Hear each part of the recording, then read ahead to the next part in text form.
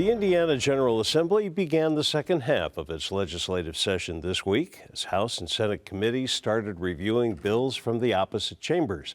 In the House, lawmakers are moving forward with Senate bills that seek to expand child care options in Indiana, address workforce data and cybersecurity issues, increase access to health care services, and require more oversight reporting for entities that receive taxpayer dollars for job training.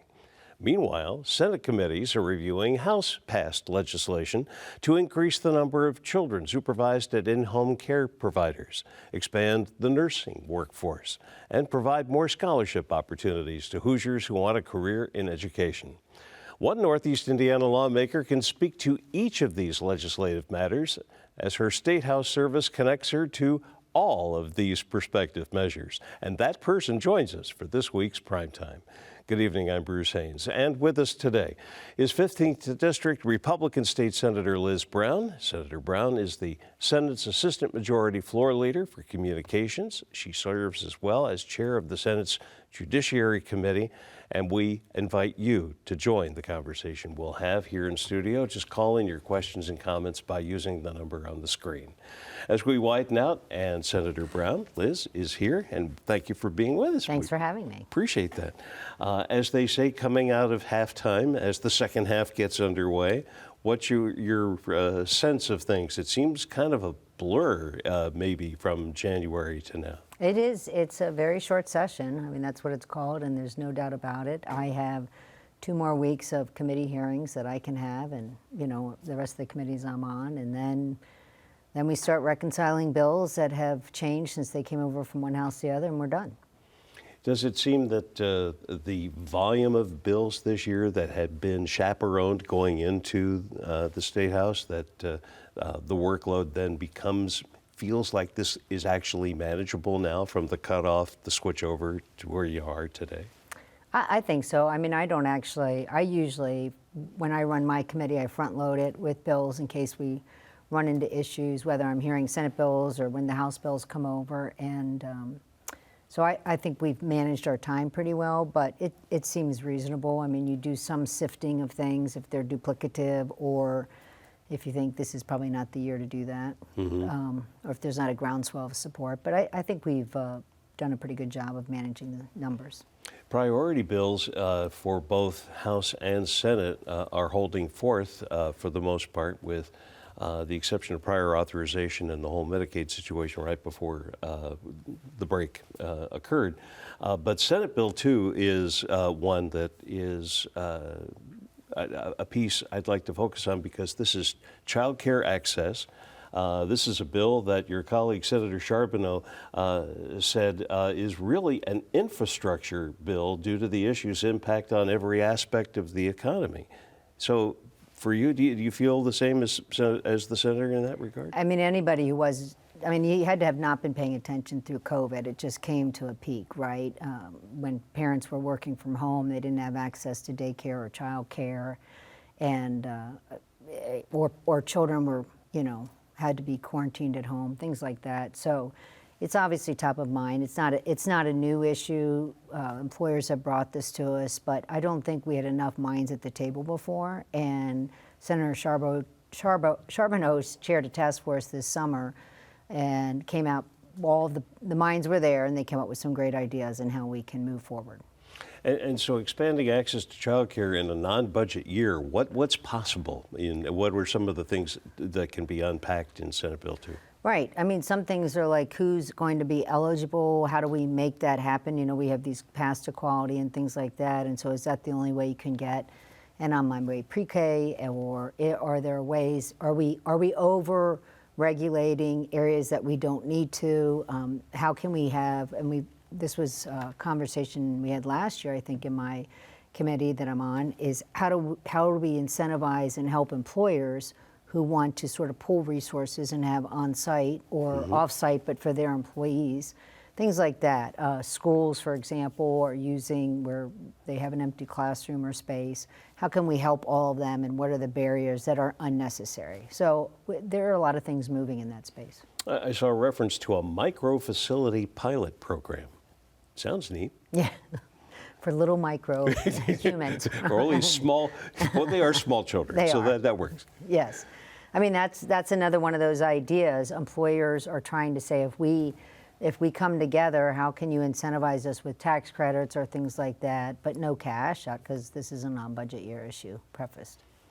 And so with that, these opportunities, this in fact creates the larger opportunity for the parents of those children to be able to move forward. It goes to thinking and get into workforce opportunity. Right, because it is becoming a bigger piece of their salary in terms of going towards this. And of course, we have to be careful. This is for those who choose to work, sometimes and those who need to work, but we're not trying to force everyone to be going to work such that your children will be forced to go to this. And I know that sounds a little maybe odd, but there have been some concerns like, are we going to require every child to be going to like starting preschool at the age of 2 or something like that? And no, that's not the point. The point is there's lots of opportunities and the families need to be able to have choices so they can make the decision what's best for themselves.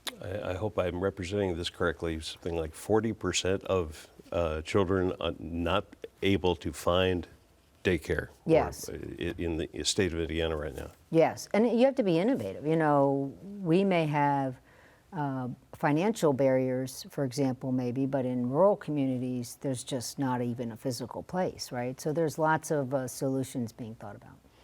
In some of those physical places, they're actually home-based providers. House Bill 1102 is one that seems to create an extra seat at the table, at least numerically. Literally and figuratively, Yeah. yes. The idea was to add 2 more seats, if you will, so that those who are home-based, so there's those who are regulated and those who aren't regulated because they're you know, mom, dad, you know, offering to babysit neighbor's kid kind of thing once or twice. That's not what we're talking about. But in this case, we're talking about, can you have 1 or 2 more children, not counting the home-based person's children. If it were me, for example, wouldn't be counting my own, I'd be counting the children coming in, and that seemed to make sense too. And obviously, this is something that's left up to the parent, right? When they choose their child care facility, they're going to be the ones ultimately making the choice. And if they think there's too many children in the home, then they probably won't choose that site. And under that same heading of innovative physical space, whether it's a micro facility or an in-home care, Senate Bill 147 wants to broaden out and make for-profit child care providers tax exempt, property tax exemption for businesses that offer on-site. That seems a little back to the future in a way. Well, and I guess that was what I was prefacing earlier. That was kind of the issue. We had a business come to our committee and talk about how there were some zoning issues as well, how burdensome it was, and so that got a little chippy on the Senate floor when that came through. People were suggesting that we were incentivizing, you know, wealthy corporations. No, when you look around Indiana, it's going to be the mom and pop businesses, and they don't have the capacity to have a daycare center on site, and maybe, you know, less than 100 employees, you're talking about a handful of children at a time. It's not worth it, right, to have qualified staff. So how can we help them link with others and undercut some of at least the startup costs that it would take? So that's the idea behind that one as well.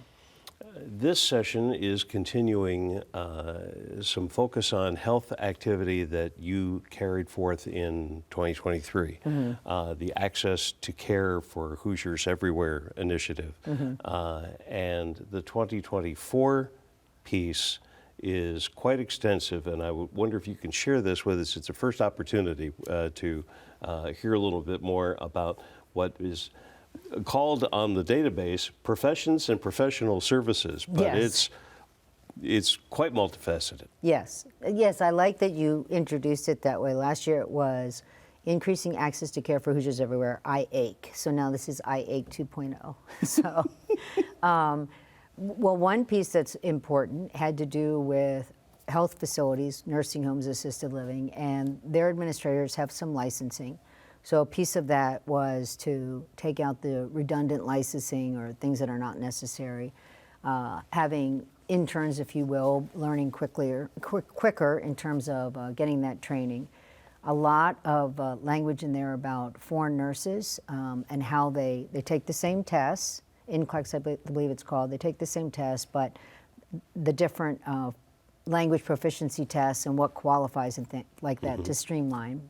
And then, of course, we had a small piece in there about telehealth to take out some redundant language in our code to make it easier. We allow telehealth to certain points. You have to be licensed in Indiana, and this just removed a form that they, was duplicative. And then another piece was what's called assignment of benefits. If I'm the healthcare provider and you're the patient and you would like to assign the benefit of being paid for the care, that reimbursement to me, I will get that. And so that's what it says. We're going to allow every patient, consumer, if you will, in Indiana to have the choice to assign the benefit directly. There are some providers, or payers I should say, if they are not in network, they refuse to pay the provider directly. And so the insurance company instead will only send the payment to the patient, which then, can be an issue. So we thought, we're going to change this around and let the patient be the one to decide. As the consumer, ultimately, they can decide if they'd like to assign that benefit, if you will, to me, the provider, then they can do so. And then in the long run, hopefully that reduces all the administrative costs because, as you all know, you referenced the prior authorization bill that couldn't move. There is a lot of administration in the healthcare space. Yeah. And so when you hear a phrase of access to healthcare services, this is, some people say, well, then we're going to get more because more is always good. But this is a way of also perhaps providing a little more expediency within the existing. Right, because every time you have a regulation, whether you're regulating how someone's licensed to run a nursing home, or you're regulating how many forms you have to fill out in order to use telehealth, or to be licensed in the state of Indiana, right? I mean, it just takes time, and inevitably that time costs money to someone. And so we all know we have a shortage across the board in healthcare providers, whether they're mental health workers or nurses or doctors, dentists, et cetera, across the board. And so anything we can do to make Indiana the most attractive place to work and practice would be great. And along that line, under another one that you can't judge legislation by what they call it in the database, professions and occupations, as opposed to professions and professional services. But this one is the one where there are focus points on expanding the care providers and focusing on licensing. And tell me how that also is contributing then to that idea of access of health care services. We're trying to make it easier for you to be, whether you're a therapist or a social worker, how can you be licensed quicker? How can you, not reducing the requirements, but can you practice sooner, literally practice sooner when you're a student and intern, and how can we remove those barriers? When we've had bills with respect to teaching nursing, and can you be a part-time nursing instructor? Do you have to be full-time? All those kinds of things. Those are the kinds of things we're looking at. Nothing really exciting, but every time you do that, then you get to train someone faster and they get out into the career faster. I think one of the motivations had to be with statistics that said that Indiana will need an additional 5,000 nurses by 2031, equal to graduating about 1,300 more nurses a year until that time, according to the Indiana Hospital Association. 1 in 4 Hoosiers will be retirement age or older by the time we get up to that 2031 marker. I mean, we all saw that, right, in COVID. I mean, we had all the travel nurses coming in because we didn't have enough capacity, and then we saw nurses and a lot of health care providers leave the field because it was too stressful, and some of them did not come back. And so we already had a deficit, and now it's a little bit bigger. Our guest today is Republican State Senator Liz Brown here on PrimeTime. We're live in studio. If you'd like to join us with your question or comment, please feel free to do so. One other dynamic, among several others that are available for conversation, is Healthcare on Wheels, Community Cares Initiative Grant Pilot Program. House calls. They're coming back. Well, there are some really innovative programs, and again, particularly it's either those who are most at risk or in rural communities, we need to rethink how we're delivering health care. And so that's another way to look at it. And can we use people who are already out in our community, whether it's an EMT, paramedicine type of service, those, and to authorize that. When I first got to the Senate a couple years ago, there's an amazing program out of Crawfordsville, Indiana. And they use their EMTs to go out and check on, for example, high-risk pregnancies, or maybe someone who's just released from the hospital, who's got some significant, and then they, issues, and they check on them to make sure you're taking your meds, is everything okay? Because the sooner they get better, the longer mom, keeps her baby to term, it's good for everyone. Yeah. In looking at this session, something we're seeing more of for the first time are pieces of legislation related to artificial intelligence in the real world. Right. You have one. Yes. Talk about that. Yes. Last year I had a significant consumer data privacy bill. We were only the 7th state to pass that. And we've modeled it on other legislation, good legislation in other states. And that's important because we didn't want to have a patchwork. We don't want something that businesses don't understand or can't comply with, and it's too expensive to comply with. And so now the next step we need to take is let's make our government agencies understand how important this is and make sure that their policies are more uniform. So a piece of that bill is saying, in a nice way, you may, because it was used to be a shall, but it's a non-budget year, so it's an unfunded mandate. So we would really like you to make sure that your policies are up to date, because ultimately, whether you're the city utilities here or local governments up to the state, we're all connected somehow. So if a bad actor gets in at the lower level, they can work their way up. So we want everybody to be secure from hacks and ransomware, et cetera. And at the same time, we need to figure out AI. How do we use it as a state, but also how is it going to affect us long term in terms of nefarious means. So there's a task force in there, and then there's a piece for government entities to get their policies in line, and hopefully next year we'll have some funding for that. And it sounds like Indiana is right there at the front of all of this among states that are now starting to have very much more in-depth conversations about those relationships. It is kind of amazing because some of the states that you might think traditionally had more tech companies in them, or that they would be more progressive on these ideas, are actually not. And we are really starting to lead in this area because we are willing to get everybody at the table and say, are there any barriers in the state for me working here, and how can we help us understand how we can do this? And so this task force will be significant. Along with Senate Bill 150, we're just discussing a different bill, but yet it is data-driven, is Senate Bill 148 about workforce data collection. This sounds like how we chaperone the funds that are going out to help provide the training that people are seeking. Right. And, that, again, that actually was a bill from the Department of Workforce Development, their agency bill. Seemed pretty simple on its face, but how do we know where we're spending, if we're spending our dollars in the right career development, workforce development areas? We also do that on the Department of Ed side, and incentivizing kids to take certain career paths. How do we know if we're fulfilling our needs if we don't collect the right data? Mm-hmm. Heading into this year, we're talking about priority legislation at the start of the program, and at the start of the year, the House had a priority piece of legislation the Senate saw last year, which was the idea of defining anti-Semitism, getting that definition out there, and calling it religious discrimination in education, an education equal opportunity bill. It was said that House Senate President Pro Tem Roderick Bray said that this may be the year the Senate passes a bill like this. Any read on where House 1002 is Actually, I don't. Okay. I mean, I know it's not in my committee, Judiciary. I don't know if it's in the education bill, and I don't believe it's had a hearing yet, although there are 2 more weeks to do that. One of the other notions that's passing through is one that, with COVID still fresh, and it's the idea of calling it the disaster emergency. And I'll have you explain it because you authored it. It's Senate 234.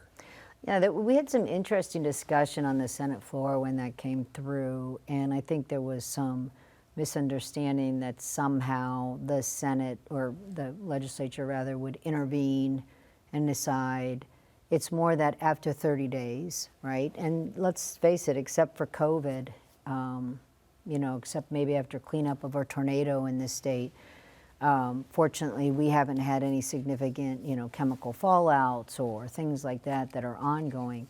So one can't really imagine anything past 30 days. But the idea is, significant decisions were made through COVID. And there were times whether it was either money or businesses opening, shutting, governments opening, shutting. And that doesn't mean we disagree with the decisions that were made, but we're a pretty significant piece of that equation, and we should at least be at the table, which would mean being in session. Right. We have a little time for this, and I think it's important to go back just a little to 2023, where we got to meet Dora. And that's all caps, designated outdoor refreshment area. And this coming year, Fort Wayne will be able to take advantage of a designated outdoor refreshment area legislation you helped author and move through. And tell us a little bit about how we came to get Dora into the family. Yeah, so a constituent sent me a letter several years ago and said, I can walk around in Ohio at, I don't remember, Tip City maybe, I don't know, it was a festival, and why can't we do this here? I don't know why we can't do this here. And so after 3 years and getting it passed last year, now we can do this here. But the idea is this is locally driven. So if a local community chooses not to participate, they don't have to. And they set their own parameters. And so I would imagine, looking at our downtown, you can imagine it would probably extend from the Tin Caps to maybe across Headwaters Park. I didn't actually look at what the city council finally adopted, but the police will be part of that discussion because they have to enforce it. And but I think it opens up spaces. I mean, I kind of joke for years. My husband and I used to be volunteer bartenders at St. Jude's Festival, and our little ones were on one side of the orange plastic fencing because we were, in the over 21 tent, and you'd be looking over the side and you thought, we're all just out here on the parking lot and picnic tables. I don't really think this matters. I mean, obviously that's not part of the district, but that's kind of the idea, that you can just sort of walk around. And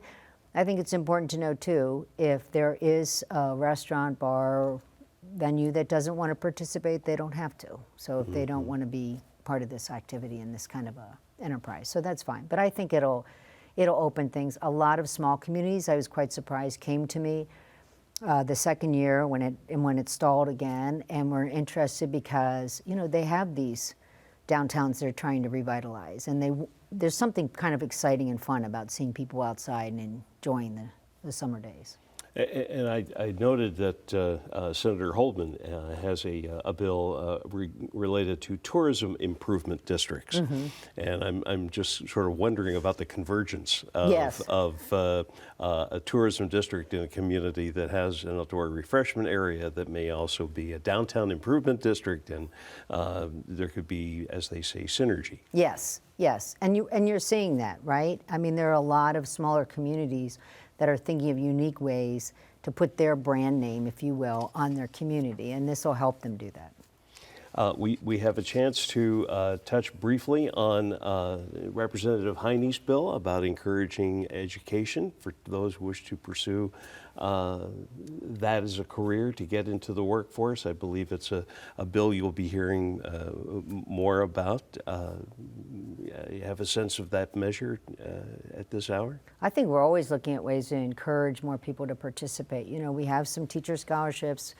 We've had some minority teacher scholarships come through that we funded, and I think we need to be more open to allowing different people to enter that profession. I always say the best Spanish teacher my children ever had was a retired individual, Mr. Davies, who worked for Lincoln and was proficient in Spanish, and all of my children, by the time they left 8th grade, were proficient in Spanish. And I don't think he had a teacher's license, but he was a great teacher. I think we need to think about things like that.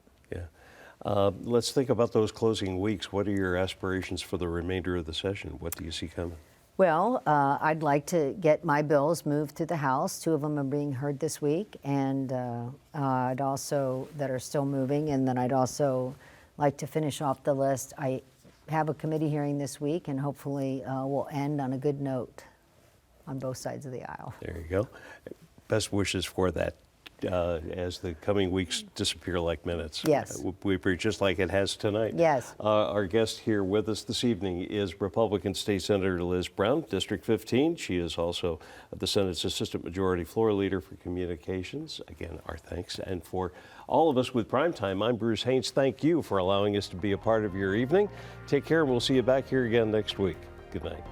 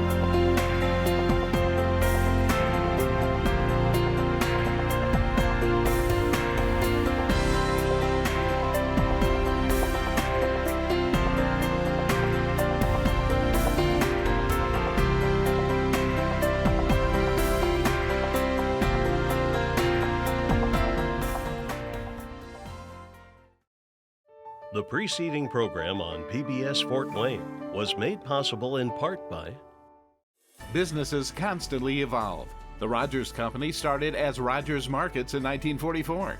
Today, the Rogers Company is commercial property and real estate development and a proud supporter of PBS Fort Wayne. The Regional Chamber of Northeast Indiana advocates for world-class infrastructure, a competitive business climate, 21st century talent, and rural investment. One region, one voice. NEINadvocates.com.